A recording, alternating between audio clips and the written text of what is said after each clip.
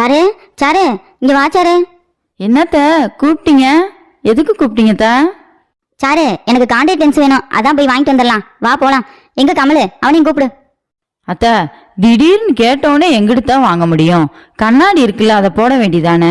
Contact lens எதுக்கு? அடியே நிறுத்திரி, எங்க என் மயனை கூப்பிடுறி. நீங்க நான் சொன்னாலும் கேட்க மாட்டீங்க, நீங்க அவர்கிட்டயே பேசிக்கங்க. நான் எது சொன்னாலும் கேட்கறதே இல்லை. ஏங்க ஏங்க இங்க வாங்குங்க. என்னாச்சலாம்? எதுக்கு கூப்பிட்ட? என்னாச்சலாம்? எதுவும் பிரச்சனையா? சொல்லுச்சலாம். என்னங்க, அத்தைக்கு கான்டாக்ட் லென்ஸ் வேணுமா, உடனே வாங்கி கொடுங்கறாங்கங்க. உடனே எப்படிங்க வாங்க முடியும்? சொன்னா கேட்க மாட்டேங்கிறாங்க, நீங்களே சொல்லுங்க. செல்லாம் நீ இங்கிட்டு வா, நான் பேசிக்கிறேன் என்னன்னு. எம்மோ என்னம்மா, அதான் உன்கிட்ட கண்ணாடி இருக்குல்ல, அது பத்தாதா? எதுக்கு கான்டாக்ட் லென்ஸ் வேணும்? சும்மா எதையாவது கேட்டு மனுஷனை தொந்தரவு பண்ணிக்கிட்டு இருக்கக்கூடாது, சரியா? இருக்கிறத வச்சு வாழ பழக. ஏ மொட்டை வாய மூடுறான், நான் எது கேட்டாலும் இப்படிதான் செய்யறேன். இதே உன் பொண்டாட்டி கேட்கட்டும், வேகமா வாங்கிட்டு வந்து நீட்டிருக்கேன். ஏன்டா அப்படி பொண்டாட்டி அலையிறீங்க? பெத்த தாய்க்கு செஞ்சு பழகுங்கடா மத. பெத்த தாயை மதிக்காத நீ எல்லாம் ஒரு பிள்ளையாடா, மாமியால மதிக்காத இவெல்லாம் ஒரு மருமலாடா. சே, எனக்குன்னு வந்து வாச்சிருக்கீங்க பாரு. அத்தை எதா இருந்தாலும் உங்க மைண்டே பேசிக்கங்க, என்னையெல்லாம் பேசிக்கிட்டு இருக்காதீங்க, சொல்லிட்டேன். ஏ கமலு, கொஞ்சம் பக்கத்துல வாடா. என்னம்மா சொல்லு, எனக்கு இங்கேயே காது கேட்கணும் நல்லா. ஒரு நிமிஷம் வாடா பக்கத்துல. என்னம்மா சொல்லு, என்ன? எம்மோ எதுக்குமா அடிச்ச? எதுக்குமா என்னை போட்டு அடிக்கிற? ஏண்டா உன் பொண்டாட்டி இவ்வளவு பேசிக்கிட்டு இருக்கா, நீ நின்னு வேடிக்கையா பாத்துக்கிட்டு இருக்க? அடிச்சு கொண்டு விடுவேன், மரியாதையா அங்கிட்டு ஓடி போயிரு. ஏங்க வலிக்குதாங்க? இதெல்லாம் பொம்பளையே இல்லைங்க, பிசாசு. ச்சே, இப்படி போட்டு பெத்த பிள்ளைய அடிக்குது. செல்லம் ரொம்ப வலிக்குது செல்லம், சப்புன்னு அடிச்சு பிடிச்சி செல்லம் எங்க அம்மா. அடிய வாங்கிட்டு கூட செல்லம் வில்லன்னு பேசிக்கிட்டு இருக்கான் பாரு. இதெல்லாம் மனுஷன் தானே, அது திருந்தவே திருந்த மாட்டான். இங்க வாடங்க. அதெல்லாம் வர முடியாதுமா, எதா இருந்தாலும் அங்க இருந்தே பேசு. தாயா இருந்தாலும் தள்ளி நின்னே நீ பேசிக்க. இனிமேல் உன் கூட நான் பேசுறதாவே இல்லை. டேய் அதெல்லாம் அப்புறம் இருக்கட்டும், நீ எனக்கு கான்டாக்ட் லென்ஸை மொதல் வாங்கிட்டு வா. உன் பொண்டாட்டி பேச்சை கேட்டுட்டு எனக்கு சைனா லென்ஸை வாங்கிட்டு வந்த பிச்சு புடியும் பிச்சு. ஒழுங்கா அமெரிக்கா லென்ஸை வாங்கிட்டு வா. என்னங்க, கண்ணாடியே ஒழுங்கா கண்ணில் மாட்ட தெரியாது, இதுல லென்ஸ் வேணுமா? லென்ஸ் அதுலயும் அமெரிக்கா லென்ஸ் வேணுமா? அடியே நான் அமெரிக்கா லென்ஸ் தாண்டி போடுவேன், நீ என்னடி செய்வ? அமெரிக்கா லென்ஸு சைனா லென்ஸ் எல்லாம் பேச தெரியுதுல. கான்டாக்ட் லென்ஸை கண்டுபிடிச்சது யாரு சொல்லுங்க பார்க்கலாம். அதானே வாய்கிலேயே பேசுறேல, எங்க சொல்லு பாப்பா. அமெரிக்கா லென்ஸை கண்டுபிடிச்சது யாரு, சைனா லென்ஸை கண்டுபிடிச்சது யாரு? அதெல்லாம் விடு, முதல்ல கான்டாக்ட் லென்ஸை கண்டுபிடிச்சது யாருன்னு சொல்லு. வாய் மட்டும் பேசுற, எதுக்கு எடுத்தாலும் கை வாங்கி பழகிருக்கா. சொல்றேன் நல்லா கேள்றான்.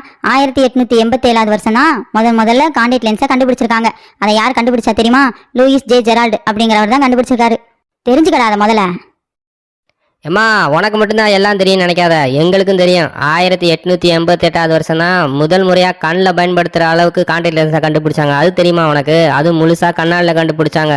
அதை கண்டுபிடிச்சது யாருன்னு தெரியுமா? Germany doctor Adolf Gaston Eugene big. தெரிஞ்சுக்கோ, எங்களுக்கும் எல்லாம் தெரியும், சும்மா பேசாத. டேய் உனக்கு இது மட்டும் தானே தெரியும், எனக்கு இதுக்கு மேலேயும் தெரியும்டா. சொல்றேன் நல்லா கேளு. இங்க பாரா, 1936 வருஷம் கான்டாக்ட் லென்ஸை கண்ணாடியில பயன்படுத்தினா கண்ணுக்கு ஆபத்துன்னு சொல்லி கண்ணாடியும் பிளாஸ்டிக்கும் சேர்ந்த மாதிரி கண்டுபிடிச்சாங்க. அதை கண்டுபிடிச்சவர் யார் தெரியுமா? வில்லியம் பின்ப்ளூன் அப்படிங்கிறவர் தான். டேய் அவர் எங்க சொந்தக்காரடா, ஐ ஸ்பெஷலிஸ்ட் தெரியுமா? இப்ப மட்டும் அவர் உயிரோட இருந்திருந்தாருன்னு வச்சுக்கோ, எனக்கு ஃப்ரீயாவே 10 கான்டாக்ட் லென்ஸ் அமைச்சு வச்சிருப்பாரு. உன்கிட்ட எல்லாம் கேட்க வேண்டிய அவசியமே இருந்திருக்காது, மொட்டை மண்டையா.